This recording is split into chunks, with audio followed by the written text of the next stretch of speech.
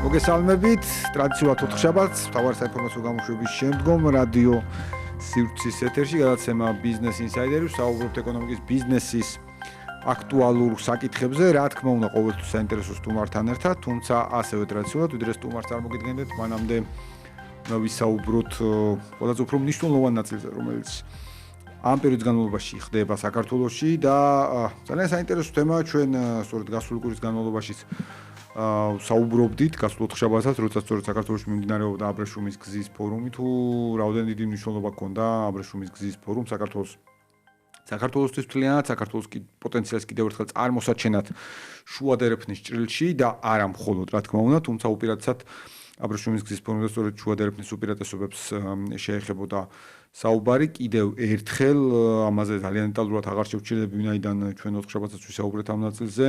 ნახეთ პრემიერის ძალიან ფართო დეტალური მიმოხილვა საქართველოში არსებული ვითარების და რაც ძალიან საინტერესოა, სწორედ პრემიერის მიმართვის შემდგომ, როგორც სომხეთის, ისე აზერბაიჯანის პრემიერ-მინისტრმა კიდევ ერთხელ და ნათლად ხაზი გაუსვეს საქართველოს როლს შუადერეფნის ჭრილში და შუადერეფნის მნიშვნელობას და საქართველოსთან თანამშრომლობის მნიშვნელობას, მათ შორის, რა თქმა უნდა, სასიამოვნო იყო, რომ ორივე პრემიერ-მინისტრის მხრიდან აღინიშნა საქართველოს როლი კონფლიქტის მოწესრიგების საკითხში, რა თქმა უნდა, პრეზიდენტ ტრამპის როლი განუზომელია, შეიძლება ასე ითქვას, მაგრამ საქართველოს მუდმივი მცდელობა, რომ ყოფილიყო ორ მეზობელ და მეგობარ ქვეყანას შორის მუდმივი მოდერატორი, დიალოგის ხელშემწყობი, ბუნებრივია ხაზგასმით აღინიშნა და ეს, რა თქმა უნდა, კიდევ ერთხელ საქართველოს კიდევ ერთი აღიარება. არა ერთხელ ხაზი გაესვა საქართველოს როგორც სამაგალითო ქვეყანას, რომელსაც უზრუნველყო მთლიან პერიოდის განმავლობაში გრძელვადიანი მშვიდობა და შესაბამისად უზრუნველყო ფართო ველი საინვესტიციო შესაძლებლობისთვის ეკონომიკური თანამშრომლობისათვის. სხვათა შორის განსაკუთრებით მნიშვნელოვანია, რომ სწორედ და მინდა აღვნიშნო, ყოველთვის ხაზს უსვამდი, რომ მეხუთე აბრეშუმის გზის ფორუმი იყო, მოგეხსენებათ. ხუთივე აბრეშუმის გზის ფორუმში მონაწილეობდი სხვადასხვა როლში, სხვადასხვა მანდატით და მინდა ახლა როდესაც ყველაფერი დასრულებულია, მეხუთე ფორუმიც დასრულებულია, ჩავლილია და შედეგებსაც ვაჯამებთ. კიდევ ერთხელ შეიძლება თამამად ითქვას, რომ ასეთი მასშტაბის და ასეთი ტიპის კონკრეტიკის ფორუმი მე ნამდვილად არ მახსოვს, ამით გამოირჩევა ის სხვადასხვა ფორუმისგან და ბევრი კონკრეტული თემის მიმოხილვა შეიძლება ცალკე, თუმცა ერთი აუცილებლად მინდა გამოვყო, ეს არის სწორედ უპრეცედენტო ინვესტიცია, რომელიც არის 6.5 მილიარდის, რაც განსაკუთრებით მნიშვნელოვანია საქართველოს ეკონომიკური განვითარებისთვის, საშუალოდ და ამის შესახებ ძალიან მარტივად სტატისტიკა არ მოგვატყუებინებს, საშუალოდ საქართველოში თუ ჩვენ ავიღებთ აი იმ პერიოდიდან მოყოლებული რაც სტატისტიკა წარმოებს, აი 1993 წელს თუ ავიღებთ, უნდა ცოტა მერე იყოს და ავიღოთ 30 წლიანი ჭრილი მხოლოდ. საშუალოდ საქართველოში შემოდიოდა 1 მილიარდის ინვესტიცია, პლუს მინუს გააჩნია წელს. ახლა ჩვენ რეალურად საუბრობთ 6.5 მილიარდის ინვესტიციაზე. ეს არის სწორედ უპრეცედენტო ინვესტიცია და ბუნებრივია ჩვენ მთავარი ინვესტორიც ვიხილეთ ქვეყანაში, არა მხოლოდ ვიხილეთ, არამედ ვნახეთ ის სხვა პანელზე, ვნახეთ ქართულ მედიაში მისი ინტერვიუ გულისხმობ იმედი ლაივში და გულისხმობ ბატონ ალაბარს, იგლ ჰილსის დამფუძნებელს და ბევრ შემთხვევაში ჩვენ მოვისმინეთ როგორ ხედავს და როგორ უყურებს ინვესტორი საქართველოს. რაც ყველაზე მნიშვნელოვანია, რაზე ვსაუბრობთ ჩვენ ვსაუბრობთ არა მხოლოდ უპრეცედენტო ინვესტიციაზე, არამედ ამ ინვესტიციაში ქართულ თანამონაწილეობაზე, საქართველოს თანამონაწილეობაზე 33%-ით, რაც უზრუნველყოფს ასევე აქტივების შესაბამისი და მიწის შესაბამისი ოდენობის ფლობას, რაც ძალიან მარტივად რო ვთქვათ, ნიშნავს შემდეგს, რომ პროექტის მთელი მიმდინარეობის სტადიაზე საქართველოს იქნება არა მხოლოდ უბრალოდ ქვეყანა, რომელმაც გარკვეული ტიპის ობიექტი გაასხვის, არამედ მონაწილე პროექტის 33%-იანი შემოსავლით. ანუ ეს ნიშნავს იმას, რომ მთელი პროექტის მიმდინარეობის განმავლობაში სამუდამოდ შეგვიძლია დავუშვათ ასეთი ტერმინიც, ნიშნავს იმას, რომ ქვეყანა მიიღებს მნიშვნელოვან ეკონომიკურ სარგებელს და ყოველწლიურ მრავალ მილიონიან საბიუჯეტო შემოსავლებს. რაც ყველაზე მნიშვნელოვანია, ჩვენ არა ერთხელ ვნახეთ ამ ქვეყანაში გაფორმებული ხელშეკრულებები ინვესტორებთან, რომელიც სამწუხაროდ შემდგომ შიდა მავნებლების ქცევებით სახელმწიფოს მოუბრუნდა საკმაოდ ნეგატიურად, ცალკეულ შემთხვევაში მნიშვნელოვნად დააზარალა სახელმწიფო, ფინანსურად, ცალკეულ შემთხვევაში სერიოზულად ცადეს საქართველოს იმიჯის შერყევა. მინიმუმ ორი ხელშეკრულება შეიძლება გავიხსენოთ, ჩვენ შეიძლება გავიხსენოთ ნამახვანი ენკა კომპანია, სადაც სამწუხაროდ საქართველოს სახელმწიფომ წააგო დავა, თუმცა არ უნდა დაგვაუწყდეს, რომ სწორედ ის არასამთავრობო ორგანიზაციები, რომლებიც ახლა ვითომ პროდასავლური იმიჯით მორიგ მავნებლობაში ჩადიან, აი ეს არასამთავრობო ორგანიზაციები აბსოლუტური უმრავლესობა და ერთ-ერთ ცელ პოსტში თითოეული მათგანი მაქვს დასახელებული, ეს არასამთავრობო ორგანიზაციები აკეთებდნენ სწორედ იმას, რომ საქართველოში არ შემდგარიყო ნამახვანის პროექტი. ძალიან მარტივად ვის ინტერესში იყო, რომ საქართველოში არ შემდგარიყო ნამახვანის პროექტი? ვის ინტერესში იყო, რომ საქართველოში და საქართველოს არ ქონდა მეტი ენერგეტიკული დამოუკიდებლობა? რუსეთის.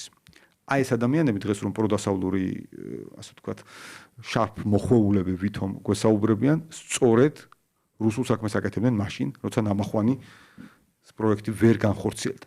თუმცა რა თქმა უნდა, აქ ხელშეკრულებაც უნდა დავფიქრებულიყავით, რა და როგორ იყო და ბუნებრივია სახელმწიფოსაც მეტი მართებდა იმ დროს შესაბამისი მოქმედებისთვის. კიდევ ერთი მაგალითი შეეხება სწორედ ანაკლიის პროექტს და ჩვენ ვნახეთ სწორედ ადგილობრივი მასშტაბის თაღლითები, როგორც ცდილობდნენ სახელმწიფოსგან პრივილეგიების მოპოვებას იმის რომ პროექტი შემდგარიყო. ისინი ვითომ ინვესტორები ცდილობდნენ რომ პირიქით სახელმწიფოსგან გარანტირებული ვთქვათ მოგება მიეღოთ და წაუგებელი თამაში ეთამაშათ. საბედნიეროდ სახელმწიფო ანაკლიის პროექტთან დაკავშირებით პირწმინდად მოიგო ყველა დავა ადგილობრივ თუ საერთაშორისო დონეზე. და რა მივიღეთ ახლა? აი სწორედ აი ასეთი ტიპის ადგილობრივმა თაღლითებმა, იმ ადამიანებმა ვიზეც უკვე ვისაუბრე ნამახვანთან დაკავშირებით, იმ ადამიანებმა რომელიც არის იყვნენ დაკავშირებული ანაკლიასთან დაკავშირებით და ყველამ ვიცით, წამოიწყეს მორიგი ძალიან ბინძური კამპანია Eagle Hills-თან დაკავშირებით. და ზოგადად აი ამ უნიშნულოვანეს უპრეცედენტო ინვესტიციასთან დაკავშირებით. და წამოიწყეს რატო? უბრალოდ მინდა რომ ციტირება მოვახდინო საქართველოს ეკონომიკისა და მდგრადი განვითარების მინისტრის, რომელმაც აღნიშნა ძალიან მნიშვნელოვანი რამ პროექტის მონგებიანობასთან ერთად ამ ციფრებსაც ვიტყვით, რომ სახელმწიფო ინტერესების სრული დაცვით ხელმოწერილი ხელშეკრულებით მივიღეთ უდიდესი მოცულობის უპრეცედენტო ინვესტიცია. ანუ როგორ დაიწყო საუბარი? სახელმწიფო ინტერესების სრული დაცვით. დიახ. საქართველოს შეძლო და გააფორმა არა უბრალოდ ხელშეკრულება ინვესტორთან, არამედ სახელმწიფო ინტერესების სრული დაცვით გააფორმა ეს ხელშეკრულება ინვესტორთან და მე არ ვიტყვი რომ ინვესტორი იძულებული იყო ესე თქვა. უბრალოდ ამ ყველაფერთან დაკავშირებით ინვესტორმა სწორედ დეტალურად აღნიშნა რომ ეს ინვესტიცია ემსახურება საქართველოს ეროვნულ ინტერესებს ზრდასთან დაკავშირებით. განვითარებასთან დაკავშირებით. ანუ სრულად თანხმედრად და თურმე შესაძლებელი ყოფილა, რომ საქართველოს სახელმწიფოს გაეფორმებინა ინვესტორთან ხელშეკრულება, რომელიც იქნებოდა უპირველესი საქართველოს სახელმწიფო ინტერესები.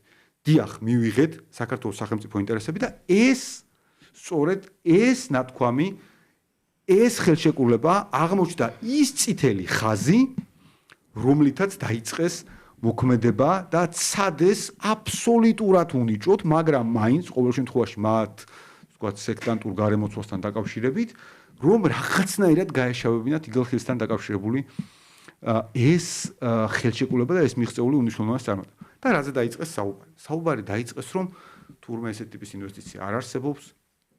პირდაპირ ვთქვათ რაღაცა ნაციონალ შოვინისტური ქმედებები, რომ ეს არის არაბული რაღაცა. ორი რამეა. პირველი, ინვესტორების წინააღმდეგ იბრძოდნენ კომუნისტები ზოგადად და კერძო საკუთრების წინააღმდეგ და ფაშისტები იყვნენ ნაციონალისტები, ნაცღრმა ნაციონალიზმში გადართულები. და საქართველოში ვნახეთ ცალკეული პოლიტიკური პარტიების მხრიდან, კიდევ ერთხელ მათ შორის ანაკლიის წარუმატებელი პროექტის შემოქმედებისგან და ასე შემდეგ, ფაშისტური ერთი და მეორე კომუნისტური მოქმედება. ინვესტორის წინააღმდეგ და ეროვნების წინააღმდეგ. სხვა ამას არაფერთან არ აქვს საერთო. ეს არის ფაშიზმი და ეს არის კომუნიზმი. რაც ჩვენ ვნახეთ. და ასეთი ტიპის ადამიანები გველაპარაკებიან რაიმე ტიპის თავისუფლებაზე დღეს. მოდით დავფიქრდეთ რა. და ბინძური კამპანია Eagle Hills ვერაფერს ვერ დააკლებენ, ვეღარც საქართველოს სახელმწიფოს ვერაფერს ვერ დააკლებენ. დღეს იმდენად ძლიერია საქართველოს სახელმწიფო, მაგრამ ცდელობა ხომ არის. და მოდით ვნახოთ ციფრებში რეალურად რაზე ვლაპარაკობთ. როცა ჩვენ ვლაპარაკობთ 6.5 მილიარდზე, ეს ნიშნავს იმას, რომ ზუსტად Eagle Hills-თან ერთად გაკეთებული გათვლები და მათივე გამოქვეყნებული სტატია, Eagle Hills-ის გამოქვეყნებული სტატია, არა საქართველოს დათვლებით ამ შემთხვევაში. საუბარია 30,000-ზე მეტ სამუშაო ადგილზე, რომელიც შეიქმნება სწორედ პროექტის განმავლობაში. ლაპარაკი არა მხოლოდ 6.5 მილიარდი ინვესტიციაზე, არამედ 6.5 მილიარდი ინვესტიცია დამატებით დააგენერირებს და ხელშეუწყობს 10 მილიარდი პირდაპირ უცხოური ინვესტიციის შემდგომ მოზიდვას. საუბარია 350,000-ზე მეტ ტურისტზე დამატებით ყოველწლიურად. ეს არის მხოლოდ Eagle Hills-ის გათვლებით. და კიდევ ერთი და მნიშვნელოვანი ნაწილი. იმ დროს, როდესაც ჩვენი პარტიულად ანგაჟირებული მედია, ასევე ანაკლიის შემქმნელების, ანაკლიის წარუმატებელი პროექტის შემქმნელების და შემდგომ საერთაშორისო თაღლითების მიერ დაფინანსებული მედია ცდილობს, რომ გააშაოს სრულად წარუმატებლად კიდევ ერთხელ Eagle Hills-ი ან ეს ხელშეკრულება, აი სულ რამოდენიმე დღის წინ გამოქვეყნებული, გირჩევთ რომ იხილოთ ორი მნიშვნელოვანი სტატია Forbes-ის საერთაშორისო გამოცემას გულისხმობ თავისუფალ ცხადია და Financial Times და შეგიძლიათ შეადაროთ ვინ უფრო კვალიფიცირებად აშუქებს Eagle Hills, ვის დაეჯერება Eagle Hills-თან და ბატონ ალაბართან დაკავშირებით ინფორმაცია. იმ მედიებს არ დავასახელებ, მაგრამ გასაგებია, მართლაც მათივე ტერმინებით კოლმეურნეობის თავმჯდომარეების ტელევიზიები, ზუსტად კომუნისტების და Financial Times-ი და Forbes, ვინ ქმნის დღეს ამინდს. ესენი თუ ისინი. სინამდვილეში Financial Times და Forbes-ი აღფრთოვანებით საუბრობს ინვესტორზე, Eagle Hills-ზე, ბატონ ალაბარზე და მათ მიერ განხორციელებულ უპრეცედენტო ინვესტიციაზე საქართველოში. აი ეს არის რეალობა. აი ეს განსხვავება უმნიშვნელოვანესი საერთაშორისო მედიების და ბიზნეს გამოხმაურება და მეორე მხრივ აი ეს საცოდავი ცდელობა ამ ყველაფრის გაშავების. უნიჭო. არაფერი ამ საქმიდან არ გამოვა, ისევ როგორც არ გამოვიდა არაფერი ანაკლიის თაღლითური სქემიდან და სხვათა შორის აქვე მინდა აღვნიშნო, რომ ანაკლიის პროექტთან დაკავშირებით სწორედ აბრეშუმის გზის ფორუმზე არაერთი საინტერესო დისკუსია ნახეთ. მოკლედ ეს ის ნაწილია, რაზეც მინდოდა მცირედი ყურადღება გამემახვილებინა და კიდევ ერთხელ დღეს ვეცნობოდი სწორედ Forbes-ის და Financial Times-ის სტატიებს ბატონ ალაბარზე. მე უბრალოდ ორი სტატია დავასახელე, თუმცა ღია წყაროებში, აი ახლა რაც ვთქვი, არაფერი საოცრება და დიდ ასე ვთქვათ მეცნიერულ კვლევას არ ექვემდებარება. ეს ყველაფერი არის ღია წყაროებში არსებული ინფორმაცია და ღია წყაროებში არსებული ინფორმაცია ძალიან მარტივად შეგვიძლია მოვიძიოთ როგორც Eagle Hills-თან დაკავშირებით, ისე ცხადია მთლიანობაში ბატონ ალაბარზეც და აი ამ უმნიშვნელოვანეს პროექტს. რაც თავარია, მე არ მინახავს საქართველოში ინვესტორი, რომელიც ასეთი გახსნილი და გამჭვირვალეობასთან დაკავშირებით დაისვა კითხვა. გამჭვირვალეობასთან დაკავშირებით მე არ მინახავს ინვესტორი, კომპანიის დამფუძნებელი, არა მისი რომელიმე აღმასრულებელი დირექტორი, არამედ კომპანიის დამფუძნებელი, მფლობელი, რომელიც ღიად მონაწილეობდა ფორუმში, მონაწილეობდა პანელურ დისკუსიაში, სადაც ბუნებრივია იყო უამრავი და უდიდესი აუდიტორია, ვისაც შეიძლება ასე ვთქვათ დისკუსიაში ჩართულიყო და რაც თავარია, მან ღიად ქართულ მედიას მისცა ინტერვიუ. ეს არის ძალიან გახსნილი ამ ურთიერთობისთვის, მე დარწმუნებული ვარ, რომ მომავალში ეს არათუ ასე გაგრძელდება, არამედ პირიქით გადამდები იქნება სხვა ინვესტორებისთვის.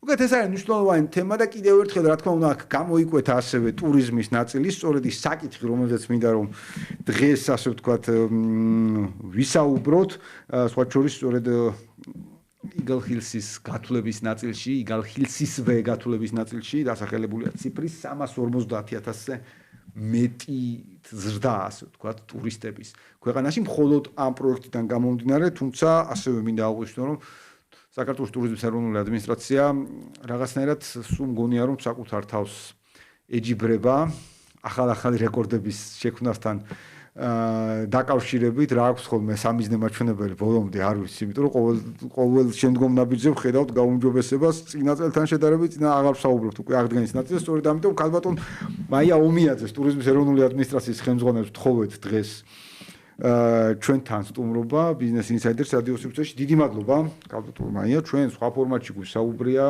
იმედის ეთერში ბიზნეს ინსაიდერში ვისაუბრეთ ერთხელ ამ საკითხზე და არაერთხელ, თუმცა არ არის ამოწურული, ასე ვთქვათ, თემა, ვინაიდან ყოველთვის გაქვთ განსაკუთრებული სიახლე, არ ვიცი, ჯერ იყო, ასე ვთქვათ, სულთაყნეს ინვესტნობოდი ნიუსებს გერმანიაში კამპანიასთან დაკავშირებით, უცებ ის ნაწილი ამოწურული იყო, ნახეთ საფრანგეთში კამპანიასთან დაკავშირებით და ნახეთ, რა თქმა უნდა, ციფრები და მოდით 3 კვარტლით დავიწყოთ პირველ რიგში, აი წლის განმავლობაში, ვიდრე კამპანიებზე გადავალთ, 3 კვარტალზე ვისაუბროთ, რა ციფრები გვაქვს, როგორ გავასწარით საკუთარ თავს, როგორ ეჯიბრებით. მოგესალმებით, გიორგი, მივესალმები. თქვენს მაყურებელს და მსმენელს ერთად ვიცი რომ პირდაპირ ეთერში ვართ პირველად ვარ ამ გადაცემის სტუმარი და მადლობა მოწვევისთვის ყოველთვის სასიამოვნო არის ხოლმე დისკუსიები გეგმებზე და შედეგებზე დიახ პირველი 3 კვარტლის მონაცემებზე რა ვისაუბროთ 2025 წლის პირველ რიგში მინდა დავიწყო საუბარი პროგნოზით რომელიც ჩვენ წლის დასაწყისში დავდეთ ეს პროგნოზი. ზოგადად ტურიზმის ეროვნული ადმინისტრაცია ყოველი წლის დასაწყისში იმ წლის პროგნოზებს, რა თქმა უნდა, აკეთებს. ეს პროგნოზები დაშვებები გარკვეული შედეგებით, რა თქმა უნდა, გასული წლების შედეგებით არის ხოლმე განპირობებული და ჩვენ ამ დაშვებებს, პროგნოზებს ვაკეთებთ იმის მიხედვით, თუ რა მოლოდინები გვაქვს. რამდენიმე კომპონენტისგან შედგება, ეს არის თქვათ ფრენები, ახალი ფრენების გეგმები, სიხშირეების გეგმები, კამპანიები. აი ამ ყველაფერს ერთობლივად ვაანალიზებთ და ვაკეთებთ ხოლმე პროგნოზს. ჩვენ წლის დასაწყისში გვქონდა 4.7 მილიარდი ამერიკული დოლარის შემოსავლების ნაწილი და ვფიქრობთ, რომ პირველი 3 კვარტალი უკვე იძლევა იმის შესაძლებლობას, რომ ვთქვათ, რომ აბსოლუტურად სწორი პროგნოზი გავაკეთეთ. ასევე ხაზი მინდა გაუსვა იმას, რომ ჩვენი პროგნოზის კვალდაკვალ იგივე ტიპის პროგნოზი გააკეთა გალტენ ტაკარტმაც ხშირად არის ხოლმე ამაზე საუბარი და ეს კვლევებიც ჩვენ გვიყვარს ასე ვთქვათ, ხშირად ვიყენებთ ხოლმე. და ხაზი მინდა გავუსვა ამით იმას, რომ ვთქვათ ალტერნატიული წყაროებიც ეს კერძო სექტორი თუ ანალიტიკური კომპანიები და ჩვენი პროგნოზები კვალდაკვალ ერთმანეთს ემთხვევა. ეს რაც შეეხება პროგნოზებს, რომლის შედეგადაც უკვე პირველი 3 კვარტალი როგორც დაგეგმილი გქონდა, ზუსტად ისე მიმდინარეობს. ეს შევსო პროგნოზებიც რეალისტურია, ასე რომ ვთქვათ. პროგნოზებიც რეალისტურია. ზუსტად მიმყავს საუბარი იქითკენ, რომ წლის დასაწყისში ეს გარკვეული ვნებათაღელვები, რომ წინასწარ საუბრები იმაზე და მოლოდინების ნეგატიური მოლოდინების შექმნა, რაც ხშირად მოქმედებს ხოლმე მერე, რა თქმა უნდა. ისედაც ტურიზმი ეკონომიკის დარგებს შორის ალბათ ყველაზე მოწყვლადი დარგია, იმიტომ რომ ძალიან ბევრი რამე მოქმედებს მასზე და თუ კი რამე ხდება, კოვიდი ამის იდეალური მაგალითი იყო, რომ თუ კი რამე ხდება პირველ რიგში ადამიანი, რასაც წყვეტს და რასაც ეკონომიას აკეთებს, იგივე ვთქვათ ფინანსურ ნაწილში თუ გადაადგილების ნაწილში, პირველ რიგში ეს ეთყობა ხოლმე ავიაციას და ტურიზმს. და მას შესაძლოა ჩვენ მოლოდინებზე ვსაუბრობთ და პროგნოზებს ვაკეთებთ. ძალიან მნიშვნელოვანია ის ფრაზები, რას ვიტყვით, რომ ამან არ განაპირობოს შემდგომ თქვათ ესა თუ ის რყევადობა, ხო? ჩვენ როდესაც ვსაუბრობთ წლის დასაწყისში, რომ ამ შედეგებზე გავალთ, ეს არც ციფრი, არც მოლოდინი და არც ტურისტების ოდენობა, რა თქმა უნდა, არ იყო აზრს მოკლებული და ყოველს რაღაცა გარკვეული დაშვებები ქონდა, ხო? ზუსტად პირველი 3 კვარტლის მონაცემებით, ყოველი კვარტლის შემდეგ ჩვენი პროგნოზები მყარდებოდა, იმიტომ რომ ჩვენ გარდა იმისა, რომ წლის ჭრილში ვაკეთებთ ამ პროგნოზს, რა თქმა უნდა, კვარტულადაც ვაკეთებთ და არა მხოლოდ ციფრებით, არამედ შიგნით ჩაშლილი კეთდება, რომელი ქვეყნიდან რამდენს ველოდებით. და ეს ყველაფერი მიმგმულია როგორც აღნიშნე, როგორც ფრენების ოდენობაზე, ისე კამპანიებზე. პირველი 3 კვარტლის მონაცემები გვაქვს ძალიან კარგი. უნდა აღვნიშნოთ, რომ შემოსავლების თვალსაზრისით დიდი ხანია ჩვენ გადავაჭარბათ 2019 წლის პერიოდს და 2019 წელს ვიძახი, იმიტომ რომ ძალიან დიდ ხანს არა მარტო ჩვენ მთელი მსოფლიო ეძრებოდა კოვიდამდელ პერიოდს, იმიტომ რომ მე ერთიანად მოკვდა ავიაციის და ტურიზმის შეისვენა, ცუდი სიტყვა მოკვდა, ასე ვთქვათ, დასასვენებლად წავიდა სექტორი.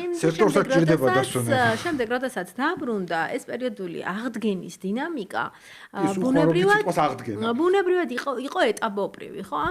ამ აღდგენის რო გავაანალიზოთ ესეც რა, რომ ამ აღდგენის დინამიკაში ტენდენცია იყო მზარდი. როგორც კი გაიხსნა საზღვრები და ტურიზმი დაუბრუნდა, უბრუნდებოდა ნელ-ნელა ამ ჩვეულ ცხოვრების წესს და რეჟიმს, მაჩვენებლები ეტაპობრივად იყო მზარდი, არც ერთ ეტაპზე არ ყოფილა, არა თუ უკუსლო, არამედ გაჩერებაც კი.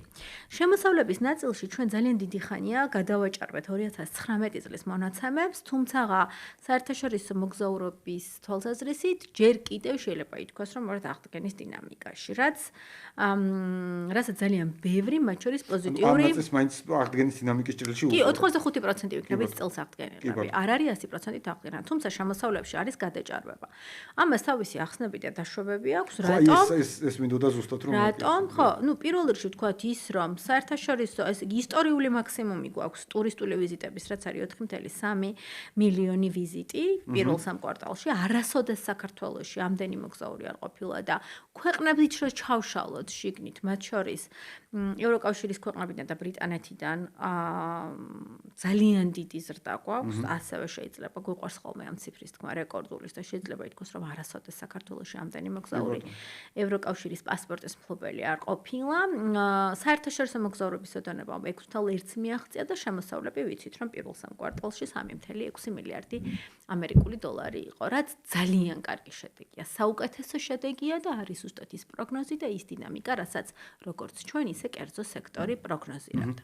რაც შეეხება აღდგენა საერთაშორისო მოგზაურების თვალსაზრისით, რომ კიდევ ამ დინამიკაში ვართ და შემოსავლებში გადაჭარბება გვაქვს, ბევრი კომპონენტით არის განპირობებული. მათ შორის იმით, რომ ადამიანები ნაკლები მოგზაური ჩამოდის და მეტ ფულს ხარჯავს, რაც იმას ნიშნავს, რომ ჩვენი სტრატეგია დამუშავება მაღალმხარჯალუნარიან ტურისტებზე სწორად აისახება და შედეგი აქვს ერთი და ამაშიც შიგნით არის ბევრი ჩაშლა. პირობითად ჩვენ როდესაც კვლევებს ვაკეთებთ, გარდა იმისა, რომ ვიკვლევთ თქვათ, რომელი ქვეყნიდან ადამიანი საშუალო დანახარჯი ქვეყნების მიხედვით რა არის და ამით კეთდება უკვე შემოსავლების პროგნოზი ტოპ თქვათ 5 ან 10 ქვეყანა, რაც ახლა ვნახეთ, რომ არის ევროკავშირი და ბრიტანეთი, არის ისრაელი, არის საუდის არაბეთი და არის აზერბაიჯანი. ხო? ასევე ჩვენ ვიკვლევთ მოგზაურების ხასიათს. რაში ხარჯავენ ფულს და ყველაზე მნიშვნელოვნად რაც განაპირობებს აი ამ შემოსავლების ზრდას, რა თქმა უნდა, არის დღეების ოდენობა. თუ აქამდე ადამიანები მოგზაურობდნენ დაახლოებით საშუალოდ 3 დღე და ღამე, 5-დან 7 ღამემდე და მეტი გაიზარდა მოგზაურობის ხანგრძლივობა. ის რამ შეიძლება გამომწვევი მათ შორის ეს მახასიათებლები მარტო საქართველოში არ არის. თქვენ რომ ნახოთ გაეროს მსოფლიო ტურიზმის ორგანიზაციის კვლევები და ანგარიშები, ზოგადად კოვიდმა დაღი დაასვა ჩვენ სოციალურ ცხოვრებას. მათ შორის ძალიან შეიცვალა მოგზაურების ხასიათი და ესთეტიკა, მოდით ასე ვთქვათ. რა პირველ რიგში როდესაც აღდგენა დაიწყო, თქვენ გახსოვთ, რომ ადამიანები თვითმფრინავში ჩაჯდომას არიდებოდნენ და ძალიან გაიზარდა მეზობელ ჯერში და ქვეყნის მოგზაურობა და მაშინ საქართველოში ძალიან ბევრმა დაიწყო მოგზაურობა. ისეთი ადგილები აღმოვაჩინეთ ჩვენც, მე როგორც ამ შემთხვევაში არატურიზმის ხელმძღვანელი ან ამათ მოქალაქე ვამბობ, რომელიც შეიძლება არც ვიცოდით, რომ არსებობდა და ასეთი მრავლად იყო კამპანიებიც კი იყო სხვადასხვაგვარი იმოგზაურე საქართველოში და გაიცანი ის რაც შენია და ასე შემდეგ. ამან ერთგვარად ბუსტი მიცა და მიეხმარა, თქვა შიდა მოგზაურობას. ეს დამახასიათებელი არ იყო მარტო საქართველოში, მთელ მსოფლიოში ასე იყო. ადამიანებმა ჯერ დაიწყეს ქვეყნის შიგნით მოგზაურობა და მოგვიანებით ადამიანებმა დაიწყეს მეზობელ ქვეყნებში მოგზაურობა და ამას ევროკავშირის ქვეყნების სტატისტიკა ცხადყოფდა. იმიტომ რომ როდესაც პროგნოზირებადი არ იყო გარემო, თვითმფრინავში ჩაჯდომას და გარეთ ცოტა შორ დისტანციაზე მოგზაურობას ერიდებოდნენ. თუმცა თუ მიდიოდნენ, თუ მიდდა დღემდე არის შემორჩენილი, ბევრად დიდხანს რჩებიან. კი ბატონო, ამან განაპირობა ერთგვარად დიახ დღეების ოდენობა. კი ბატონო, კაბდომაი, აუცილებლად მინდა გითხოთ, ეხლა თქვენ ახსენეთ ევროკავშირის პასპორტის ხონ, რომ ამდენი ევროკავშირის პასპორტი ქონდათ მოქალაქე ევროკავშირის მოქალაქე პირობითად. და ბრიტანეთის ჩვენ ესე გვაქვს დაყოფილი. ბრიტანეთი კი ბატონო, აქვე ბრიტანეთიც ვახსენეთ ამ ნაწილში. დიახ. პირველ რიგში, რა თქმა უნდა, ხვდებით რაც შეიძლება იყოს ბჭყალებში დამნაშავე ამ ნაწილში, რატომ შეიძლება მაგალითად ბრიტანეთიდან გაზრდილიყო, მათ შორის, იმიტომ რომ ხედავთ ხა არა მარტო ბრიტის სიზიჯეც ასე შემდეგ. კი, ფრენების ოდენობა რა. და მართლაც ეს პირდაპირ ფრენები ერთი ნაწილია, მაგრამ ამავდროულად აი ევროკავშირის ნაწილში რადგან ვახსენეთ, აქვე რაც დასაწყისშივე აღვნიშნე, ანუ ორი მნიშვნელოვანი სიახლე სულ რამოდენიმე დღის ინტერვალში რაც შემხვდა, იყო კამპანია გერმანიაში და კამპანია საფრანგეთში.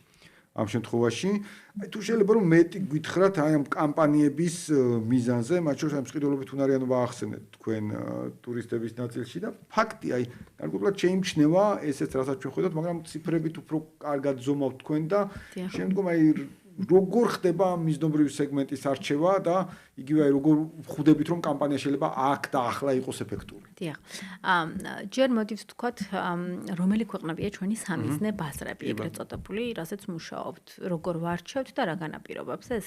მხოლოდ ტურიზმით ვერ იქმნება, ზოგადად ქვეყნის საგარეო, საერთაშორისო, ეკონომიკური ურთიერთობებით არის განპირობებული, სხვადასხვა მიმართულებით, ვისთანაც გვაქვს მჭიდრო კავშირი ქვეყნებთან და რეგიონებთან, ბუნებრივად, რა თქმა უნდა, ტურიზმიც არის აი ამ ზოგადი საერთაშორისო ურთიერთობების კომპონენტი, მათ შორის ეკონომიკური ურთიერთობების თავისთავად.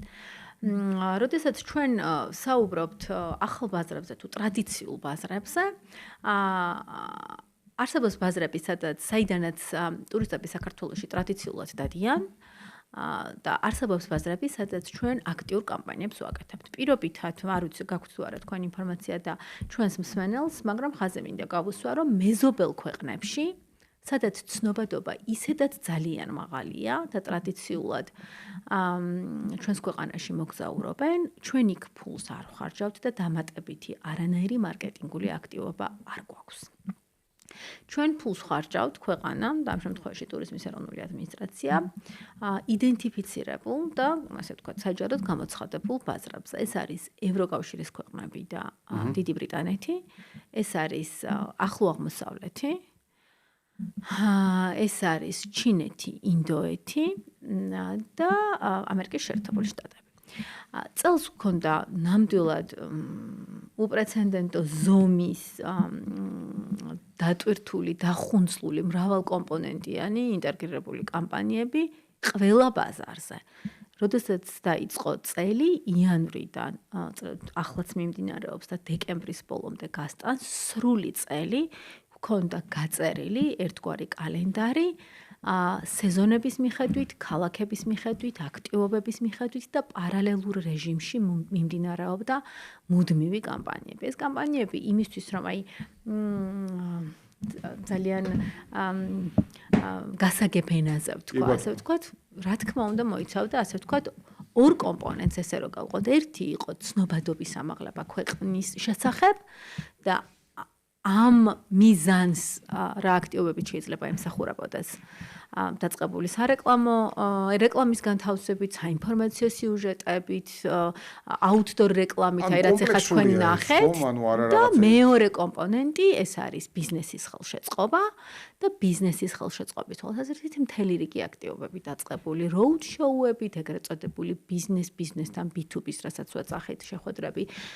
ეხლაც კი ჩინეთში დღიანი road show დამთავრდა, სადაც ქართული კომპანიები ყავდა ჩამოყვანილი, მანამდე ჩინური კომპანიები ყავდა ჩამოყვანილი. ცოტა ხანში ბლოგერები ვიხილეთ თუ არა. ეს უკვე ცნობადობის ნაწილია, კი, ანუ ორი უფრო გასაგები იყოს, იმიტომ რომ აი მრავლად, აი ბევრი ათეული სხვადასხვა ტიპის აქტივობას მოიცავს ჩვენი კამპანია, მაგრამ ძირითადად ორ ყულაბაში, მოდით ესე ვთქვათ, ორ ნაწილში ერთიანდება. ერთი არის ქვეყნის ცნობადობა, ის რომ გავაგებინოთ ადამიანებს, რომ საქართველო არსებობს, პირობითად ჩინელებს, იმიტომ რომ ევროკავშირში ნამდვილად ძალიან მაღალია ცნობადობა, მე ახალ ბაზრებზე მაქვს საუბარი შედარებით და მეორე არის უკვე ბიზნესის ხელშეწყობა იმისთვის, რომ მათ პარტნიორები იპოვნონ, მუდმივად პულსზე მაჯისცემაზე ხელი ედოთ, რა პროდუქტებს ითხოვენ, როგორი ტიპის ტურები ჭირდებათ და აი ამ პროცესში საქართველოს შეძლოს, რომ აი ამ დიდი ახალი ბაზრებიდან თავისი წილი საქართველოში შემოიყვანონ. ჩინეთი და ინდოეთი არის განსაკუთრებით ესეთი ბაზარი და რა თქმა უნდა ახლო აღმოსავლეთი. აქვე მინდა ჩაგიკითხოთ, აი ხშირად არის ხოლმე თითქოს წარმოუდგენიათ, რომ როცა მაღალ მწყიდრობით უნარიან ტურიზმზე ვსაუბრობთ, თითქოს ჩინეთი და ინდოეთი ასეთი არის, რაც მე მგონია, რომ ძალიან დიდი შეცდომაა, თქვა თუ ვინმე ამას თulis, თქვა ამ. რა თქმა უნდა, იმიტომ რომ მათ შორის ბიზნესმენები ყოლია ჩვენ აქ სტუმრად, რომელთაც ჭიდრო პარტნიორული ურთიერთობა აქვს როგორც ჩინეთის მიმართულებასთან, ისე ინდოეთთან და ისინი სულ სხვა რეალობას უბრუნებენ. იცით როგორ არის? აქ საუბარია იმაზე, რომ ჩინეთი თავისთავად და ინდოეთი ვიცით რა რაოდენობის მრავალრიცხოვანი ერია, ბუნებრივად იქ რა თქმა უნდა, ყველანაირი სეგმენტი არსებობს. ჩვენთან ბოდის და ინდოეთთან ალბათ უფრო მეტად, რასაც ვაბრალებთ ჩვენი აზრით, არის ხშირად რომ აი სტუდენტურ სეგმენტს რომელსაც უყურებენ, აი თითქოს აი ამ ნაწილით ზომა. სტუდენტები აქ მაინც სასწავლო ტურიზმი რელევანტური შედარება ამას. სასწავლო ტურიზმი ცალკეა და საქართველოში ძალიან ბევრი ინდუსი სტუდენტი ჩამოდის მაგალითად სამედიცინო ინსტიტუტში და ეს სხვა ნაწილია. ინდოეთთან დაკავშირებით მაგალითად ჩვენ მუშაობთ და სხვათა შორის ჩვენ ამ პროდუქტზე დიდი ხანია ვმუშაობთ და გალტენ ტაგერს რო ქონდა პრეზენტაცია ტურიზმთან დაკავშირებით წინა კვარტალში მათ როგორც რეკომენდაცია ედოთ კარგი იქნებოდა რომ ინდოეთში ამ სეგმენტზე გვამუშავა და ჩვენ უკვე ქონდა ეს პროექტი დაწყებული რაც კარგია რომ ემთხვევა ხოლმე ამის თქმა მინდა ინდოეთიდან ძალიან საინტერესო არის საქორწილო ტურიზმის მიმართულება რაც ცალსახად თქვენს კითხვას ვპასუხობ არის ძალიან მაღალბიუჯეტური პროექტი, ანუ როდესაც ორგანიზებულად ადამიანები ჩამოყავს, არ ვიცი 300-500-700 კაციანი ქორწილი, რომელიც რამდენიმე დღე გასტანს და მათი ტრადიცია, კულტურა ასეთი, რომ 3 დღიან და 5 დღიან ქორწილებს იხდიან, ჩვენ ძალიან აქტიურად მუშაობთ, რომ საქართველოს როგორც ახალი მიმართულება, სხვათა შორის უკვე გვაქვს რამდენიმე დადასტურებული ესეთი მსხვილი ქორწილი, რაც ერთგვარი ტესტიც არის ჩვენი ქვეყნისთვის. ბევრმა ევროპულმა ქვეყანამ გაყიდა, ასე ვთქვათ, მიმართულება, როგორც wedding destination-ი, საქორწილო მიმართულება. არ ვიცი, საბერძნეთი ძალიან აქტიურად არის ამ ნიშაში, იტალია, საფრანგეთი და ვფიქრობთ, რომ საქართველოს ძალიან კარგი რესურსი გააჩნია, მათ შორის კონკურენტული ფასები, სერვისები, სტუმართმასპინძლობა, იმისთვის, რომ როგორც ახალი დანიშნულების ადგილი ამ ბაზარზე შევიდეს და ჩვენ ძალიან აქტიურად მუშაობთ.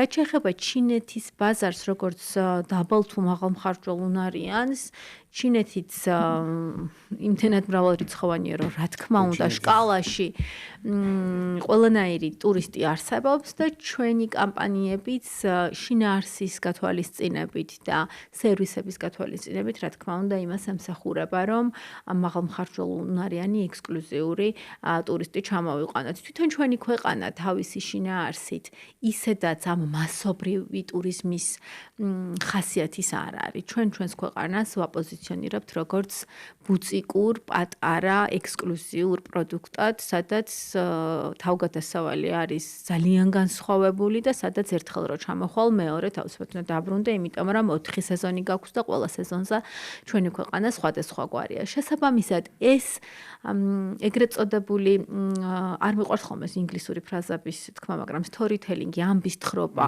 რომელიც არის თანამედროვე კომუნიკაციაში ერთგვარად ყველაზე პოპულარული და ესეთი მიღებული ფორმა ჩვენ ამ ამბავს ჩვენი ქვეყნის შესახებ სწორედ ასე ყვებით, რომ ჩვენ ვართ განსაკუთრებული ქვეყანა გზაჯვარედინზე ევროპის და აზიის, რომელშიც დიდი კულტურა არის 8000 წლოვანი ღვინის ტრადიცია, ჩვენს ქვეყანაში დაიბადა ღვინო, ჩვენი სტუმართმასპინძლობა არის ჩვენი მთავარი დამახასიათებელი და ის რომ საქართველოში ჩამოხვალ ეს თავგადასავალი, რომელიც არასოდეს დაგავიწყდება, მეორე თავისუფლად დაგაბრუნებს. შესაბამისად, რა თქმა უნდა, აქ ჩვენ ველოდებით ადამიანებს ყველანაირი თავგადასავლის გამოცდილების სურვილის მქონეს. კი ბატონო, ფაქტია რომ ამ ისტორიებს წარმატებით ყვებით, იმიტომ რომ კიდევ ერთხელ ეს ციფრებში გამოიხატება, storytelling-ი არის ძალიან წარმატებული ამ ნაწილში. ევროპა-აზიის გზაჯვარედინი ახსენეთ, ხო? და Silk Road-ის კვალდაკვალ. დაუბრუნდე ახლა Silk Road-ს, რომელიც აი აგერ ერთი კვირის წინ მიმდინარეობდა აქტიურად, სწორედ გასული კვირის 4-შაბათი დღე იყო ერთ-ერთი ყველაზე აქტიური დღე ამ ნაწილში. თუ შეიძლება რომ თქვენ ჭრილში გვითხრათ, ასე ვთქვათ, Silk Road-თან დაკავშირებით, აი რა გქონდა ძირითად ნაწილი, მათ შორის კიდევ ერთხელ არ შემიძლია არ აღვნიშნო, რომ სწორედ Eagle Hills-ის განცხადებაში ვნახეთ ეს ბუნებრივია მათი გათვლა, ჩვენ შეიძლება რაღაც სხვა ვერსია გქონდეს, მაგრამ მინიმუმ საუბარია 350,000 დამატებით მოგზაურზე საქართველოში. რაც ნუ მნიშვნელოვანი კომპონენტია თავისუფლად. აი თქვენ ეს აღნიშნეთ ბუტიკური, მაგრამ ესეთი მნიშვნელოვანი. ხო, იცით Silk Road-ი თავისუფლად თქვენ თქვით რომ მეხუთე საიუბილეო მეხუთე ფორუმი იყო 10 წლის განმავლობაში 2 წელიწადში ერთხელ ტარდება და როგორც თქვენ იყავით ხუთივე Silk Road-ის მონაწილე სხვადასხვა როლში, მეც კვალდაკვალ შემიძლია გითხრათ რომ მეც ხუთივე Silk Road-ის წარდგენილი არ მყავს ვიყავდით თორე უნდა მეთქვა ერთად. მონაწილე ვიყავი ასევე სხვადასხვა რანგში ზოგადად ამ ფორუმს აქვს განსაკუთრებული მნიშვნელობა ჯერ ერთიც იმ 2 დღის განმავლობაში ნამდვილად საერთაშორისო მედიის ეპიცენტრში ექცევა და პირადად მე ვიყავი არაერთხელ პასუხისმგებელი იმაზე რომ ეს ფორუმი საერთაშორისო მედიაში მომხდარიყო და წელსაც საერთაშორისო მედია ტურის მასპინძლობდით რომელიც აშუქებდა ფორუმს მათ შორის ინდოეთიდან, ჩინეთიდან, ევროპიდან, პოლონეთიდან კერძოდ თუ სკანდინავიის ქვეყნებიდან. ამ პერიოდში საქართველო არის პლატფორმა ეგრეთ წოდებული შეხვედრების ბიზნეს შეხვედრების სადისკუსიო პლატფორმა არის, სადაც ახალი იდეების გამოწვევების მიმოხილვა ხდება და ჩვენ როგორც რეგიონალურ hubs ისევ აპოზიციონირებთ საკუთარ თავს ძალიან ბევრი მიმართულებით ეს იქნება ვთქვათ ენერგეტიკა, ტრანსპორტი, მათ შორის ინოვაციები და რა თქმა უნდა ტურიზმი. ჩვენ რეგიონის ჭრილში როდესაც საუბრობთ, დიახ, გვაქვს ამბიცია, რომ ტურიზმი არის ერთ-ერთი ყველაზე მამოძრავებელი ძალა და რეგიონში საქართველო არის წამყვანი ტურისტული მიმართულება. ეს იქნება, ვთქვათ, cross border ახლო ქვეყნების ნაწილში, კავკასიის თუ ზოგადად ფართოდ რეგიონის ჭრილში, როდესაც ჩვენ ვსაუბრობთ და ამაზე არაერთი დისკუსია ყოფილა და გარკვეული პროექტებიც განგვიხორციელებია. რაც შეეხება Eagle Hills-ის ნაწილს, ვფიქრობთ, რომ ნებისმიერი ტიპის ინვესტიცია, რომელიც საქართველოში პირველ რიგში დამატებით სამუშაო ადგილს შექმნის ინვესტიციას მოიზიდავს, რასაც რა თქმა უნდა მოყვება შემდეგ როგორც საქმიანი ტურისტი, იმიტომ რომ ტურიზმშიც კომპონენტებია, საქმიანი ტურისტიც ძალიან ასეთი მსხვილი კომპონენტია ჩვენს ჩამონათვალში, ისე დასასვენებლად, რომ ძალიან ხშირად ყოფილა საქმეზე ჩამოსული ადამიანი შემდეგ თავის მოგზაურობას, დასვენებას, შვებულებას უკვე საქართველოში რო გეგმავს, რა თქმა უნდა, დარწმუნებულები ვართ, რომ ძალიან წარმატებული პროექტი იქნება, რაც გარკვეულწილად მსხვილი კომპონენტით ტურიზმსაც აისახება. კი ბატონო, აუცილებლად მინდა გითხოთ ჩვენ ვისაუბრეთ და რადგან Eagle Hills-ის ჭრილშიც ვისაუბრეთ ფორუმიდან გამომდინარე. საუბრობდით, ერთი მიმართულება თბილისიდან უცხადია, მეორე გონიო. აუცილებლად მინდა გითხოთ ბათუმთან დაკავშირებით თლიანობაში, იმიტომ რომ ჩვენ შემთხვევაში ხშირად როცა მაინც საზღვაო ნაწილს ვახსენებთ, აქ ბათუმია, ასე ვთქვათ, ამ არეალში, თუმცა აჭარა შეგვიძლია რომ არა მხოლოდ საზღვაო ნაწილია, ასე ვთქვათ, ცოტა ადრეა ჩარჩენილი რომ მაინც და მაინც მხოლოდ საზღვაო ნაწილია, თუმცა აქვე მინდა გითხოთ, რომ აი იყო ესეთი ხომ სოფლიო ტურიზმის დაჯილდოების ცერემონია, სადაც 4 სეზონზე ვილაპარაკეთ წარყვან ტურისტულ მიმართულება დასახელდა ბათუმი.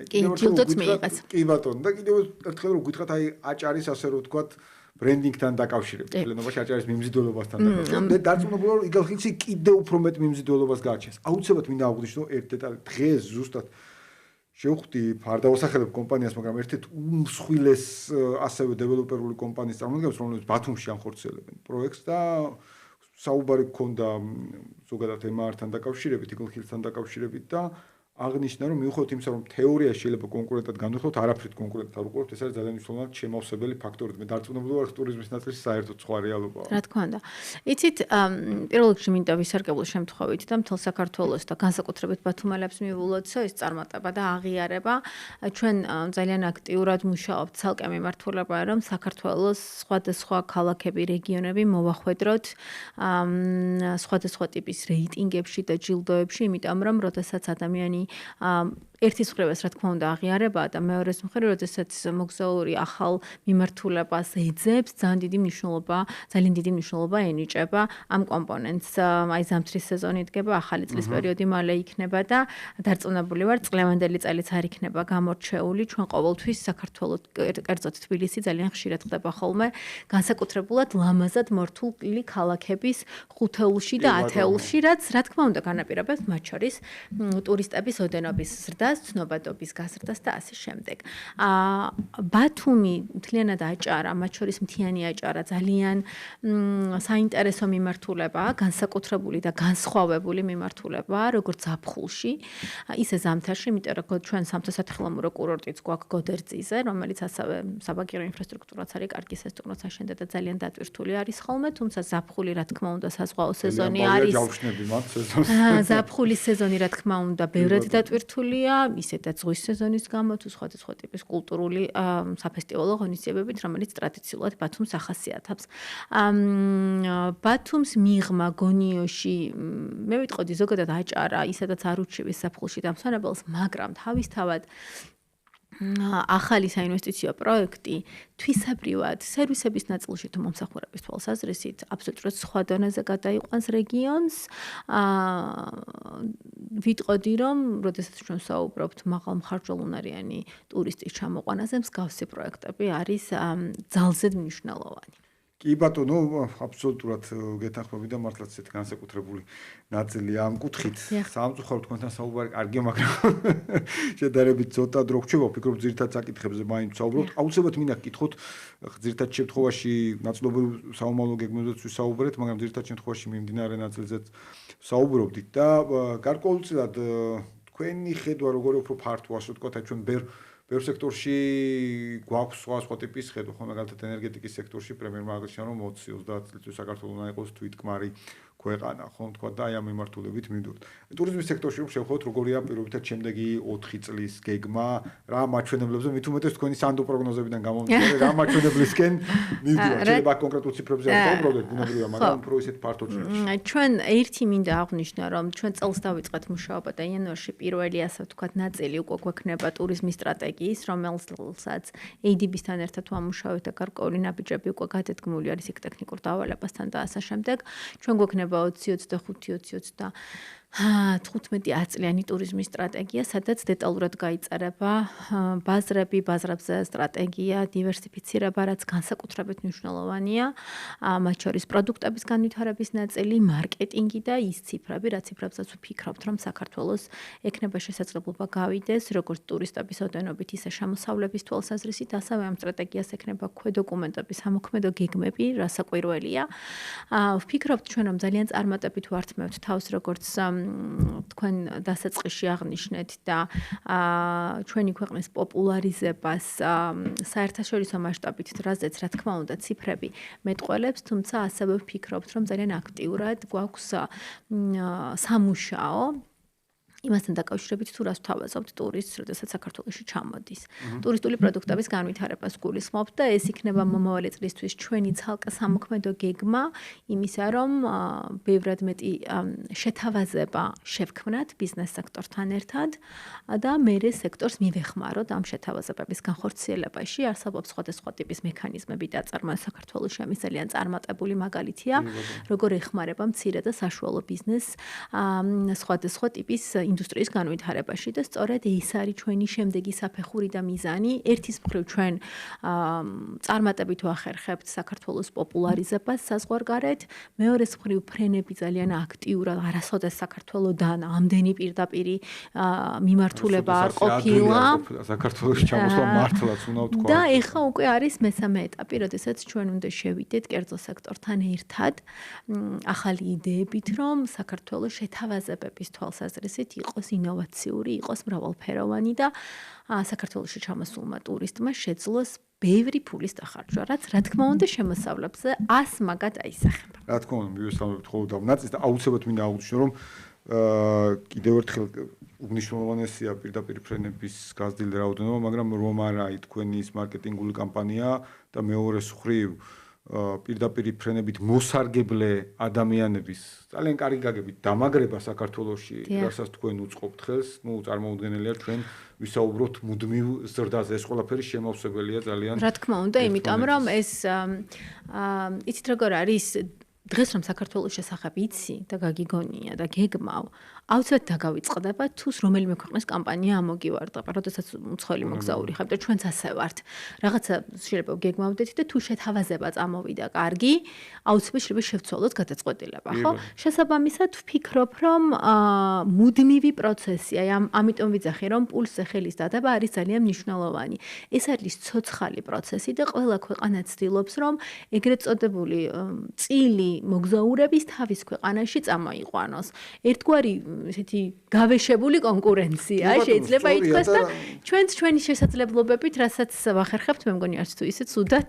არა, არც თუ ისე ცუდად არ მევფიქრობ, ძალიან კარგად და კარგია მე შემთხვევით არ აღვნიშნე, რომ საკუთარ რეკორდებს ეჯიბრებით, რაც ძალიან მნიშვნელოვანი ნაწილია ამ კუთხით, მართლაც სწორად ამბობთ თქვენ, ასეა პროდუქციის რეკლამირების ნაწილშიც, თუ მუდმივი კარგი გაგებით თავდასხმა არ ხდება, ასე ვთქვათ, მომხმარებელზე, ვინც პოტენციურად მომხმარებელია, ცხადია, ძალიან ძლიერი კონკურენციაა დღეს სოფლიოში ყველა მიმართულებით, ცხადია გარკვეული ტიპის პროდუქტი ჩვენ გვავიწყდება, ხო?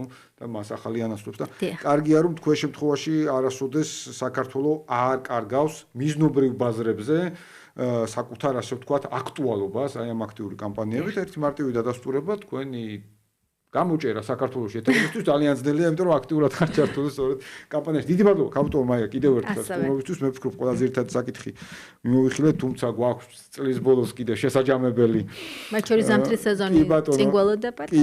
კი ბატონო, ისევე როგორც აგერ ზამთრის სეზონისთვის ჩვენიერი კამპანიები სხვა შორის გერმანიის მოქალაქე ერთო ჩემო მეგობარმა გამიზიარა სურათები, რა ძალიან მესიამოვნა, გარდა იმისა, რაც თქვენს გვერდზე ვნახე სურათები Facebook-ის გვერდს ხო, აქვე ასე ვთქვათ, ჩემო ერთმა მეგობარმა გამიზიარა ეს ნაწილი, კარგია, რა თქმა უნდა, კიდევ ერთხელ რომ საქართველოს არ კარგავს აქტუალობას, ექსპორტის გვეხმარება და ასე შემდეგ. დიდი მადლობა კიდევ ერთხელ, დღეს Business Insider-ი ამით დასრულებულია, ჩვენ ტრადიციულად დავბრუნდებით შემდგომ 4 შაბათს, თავარი საინფორმაციო გამოშვების შემდგომ 17 საათიანი საინფორმაციო გამოშვების შემდგომ. მადლობა რომ გიყურებდით და გვისმენთ.